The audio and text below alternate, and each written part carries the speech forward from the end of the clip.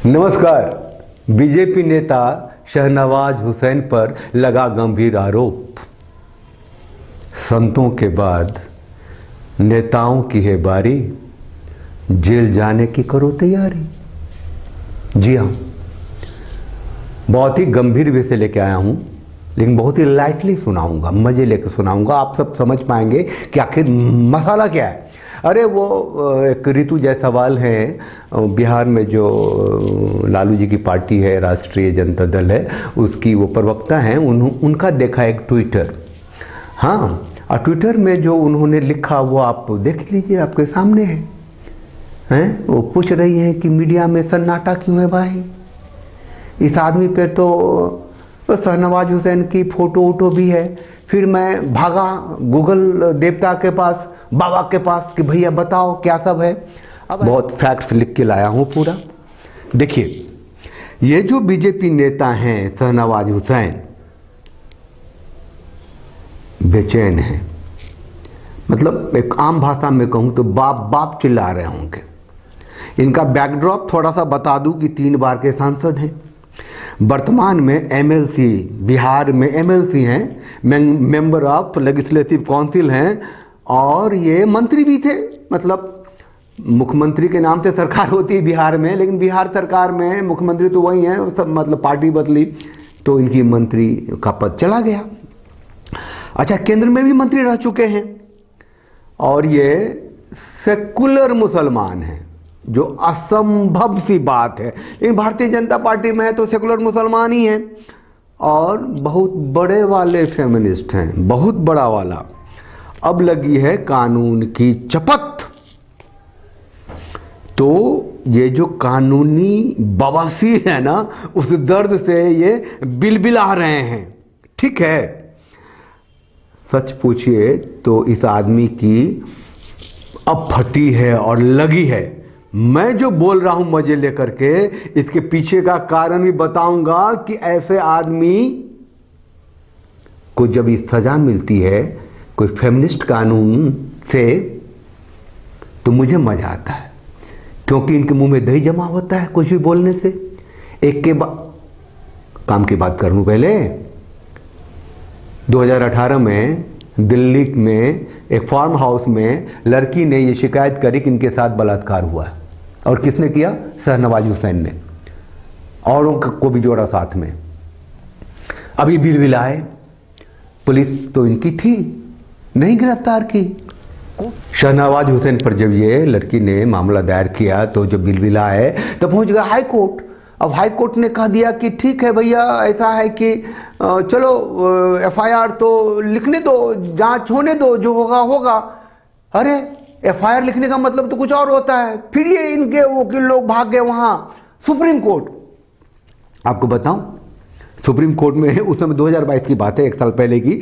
CJI U U Lalit थे, justice Ajay Rastogi और justice S Ravindra Bhatt, इन तीनों ने सुनी केस। यूयू ललित नाम याद रखिएगा, मैं इसका जिक्र करूंगा। इस सीजेआई भी रह चुके हैं।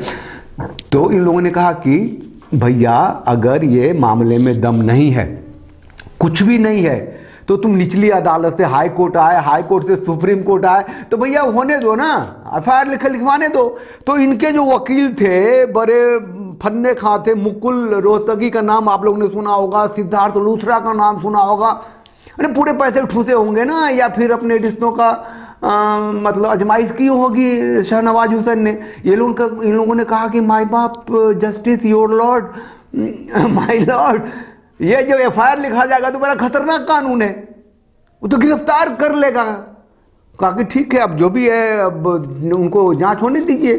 तो अब ये एफआईआर लिखने की मतलब उनको रिलीफ नहीं मिला शहनवाज हुसैन को, और एफआईआर बोला कि लिखी जानी चाहिए। चलिए, अब वही जो ऋतु जायसवाल जी है, वही उन्होंने लिखा कि भैया कहाँ एफआईआर, कहाँ गिरफ्तार क्यों नहीं हो रही है। तो अब मैं आपको बताऊं कि ये जो कानून है दुष्कर्म का, लड़की ने जो अनुभव किया, जो महसूस किया, वही काफी है। अब ये दलील दे रहे हैं कि भैया जिस लड़की ने शिकायत की, उसका पंगा मेरे भाई से है। तो भाई से बदला लेने के लिए उसने मेरे ऊपर कर दिया है, इसलिए कि मैं पब्लिक लाइफ में हूं। तो भैया हर बार कोर्ट खती चलो पता करो। तो मैं ये कह रहा हूं कि मियां शाहनवाज हुसैन, ये चीज जब आम आदमी के साथ होता होगा तो कैसा महसूस होता होगा, समझो ना।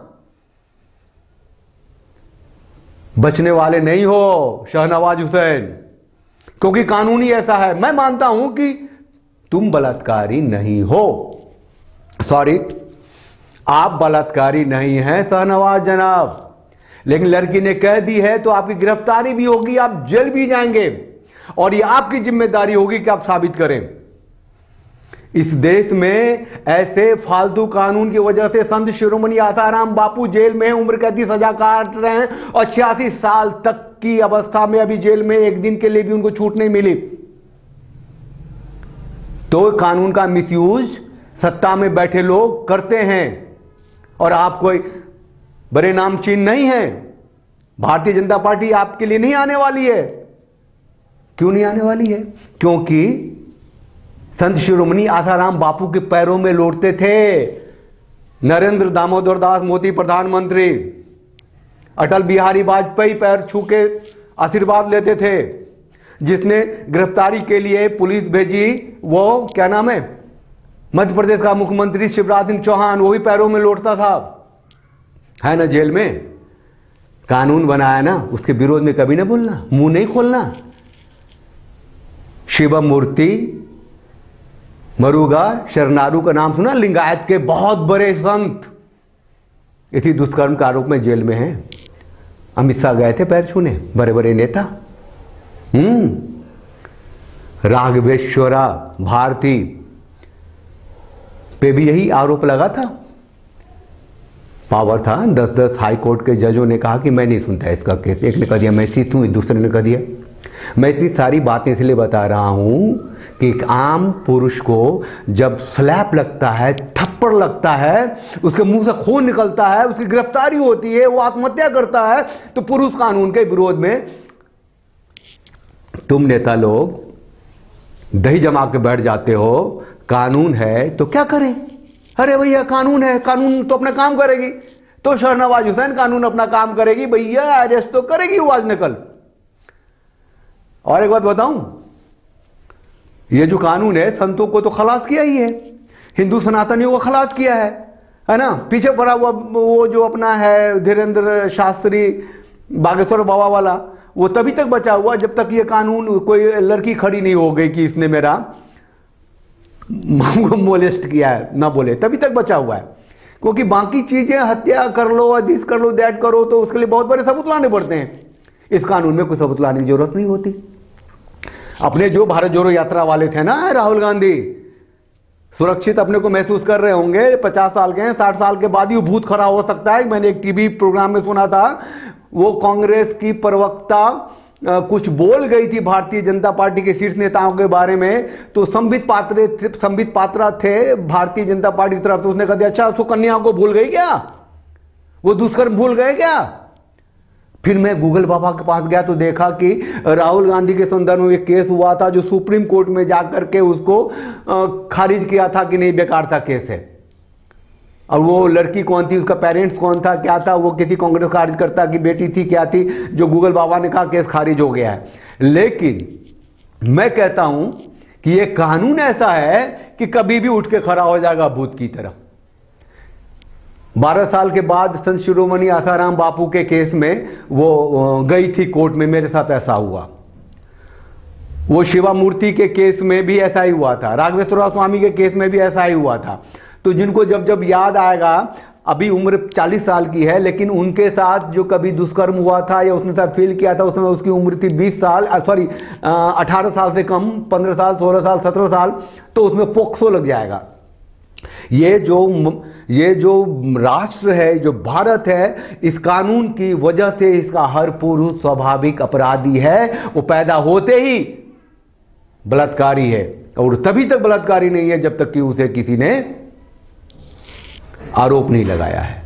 तो शाहनवाज हुसैन मियां 2018 का केस है, 2023 चल रहा है, कब तक भागोगे? पहुंच गई ना कोर्ट में।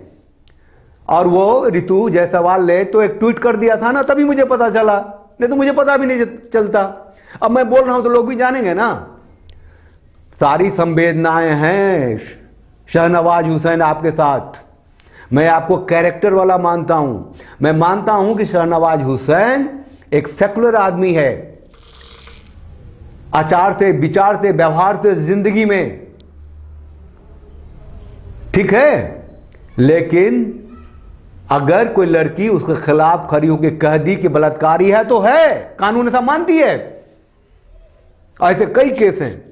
आम आदमी होते शहनवाज हुसैन तो जेल में होते, बाप बाप चिल्ला रहे होते, सारी नेतागिरी चली गई होती, वो अपनी जो बीवी है, जो बच्ची है, जो बेटे हैं, वो जेल में किसी खास दिन पे घर का खाना लेके जा रहे होते। लेकिन नेता हो, थोड़ा सा पावर है तो आप बच रहे हो, सुप्रीम कोर्ट तक चले गए। कि एक आम आदमी सुप्रीम कोर्ट तक कहां से जा पाता है।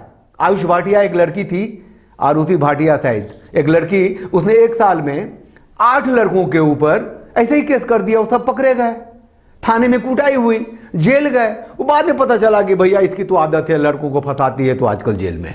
उसका बेल कैंसिल किया हाई कोर्ट ने।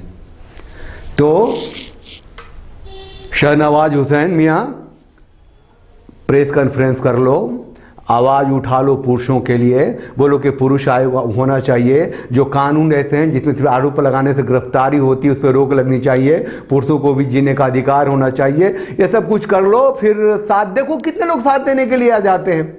और ये जरूरी भी है राष्ट्र की अस्मिता को बचाने के लिए। अस्मिता मैं कह रहा हूं, जी हाँ, जब पुरुष ही बलात्कारी होगा तो राष्ट्र को बलात्कारी लोग कहेंगे पूरी दुनिया में।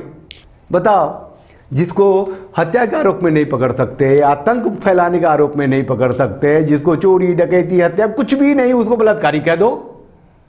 और वुमेन ऑर्गेनाइजेशन ऐसे हैं कि शादीशुदा जिंदगी में भी कंसेंट को ठोक करके मैरिटल रेप ला रहे हैं। खैर उधर नहीं जाते, वीडियो लंबा हो जाएगा।